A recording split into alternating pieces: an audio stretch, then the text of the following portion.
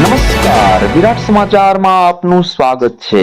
તળાજાના રામપરા ગામે વિરોધ પક્ષના નેતાએ શ્રીફળ વધેરી અને રસ્તો બનાવવાનો શુભારંભ કર્યો છે.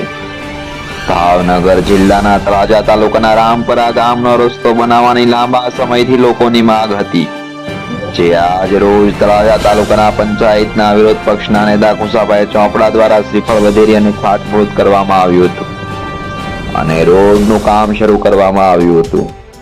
વરસાદ બાદ તાલુકા સાથે જોડતા ગામડાના રસ્તાની હાલત બહુ જ ખરાબ છે, ત્યારે રસ્તા પરના નાના મોટા ખાડાઓ જોવા પણ મળી રહ્યા છે, જેને લઈને ત્યાંથી પસાર થતા વાહન ચાલકોને અનેક મુશ્કેલીઓનો સામનો કરવો પડી રહ્યો છે. તો સાથે સાથે આ ખાડાના કારણે લોકોના અકસ્માતની ભીતિ પણ જોવા મળે છે. ત્યારે વિરોધ પક્ષના નેતાએ રસ્તાઓની માંગણી પૂરી કરી છે. આવા સમાચાર સાંભળવા માટે અમારી ચેનલને લાઈક કરો, શેર કરો અને સબસ્ક્રાઇબ કરો. આભાર.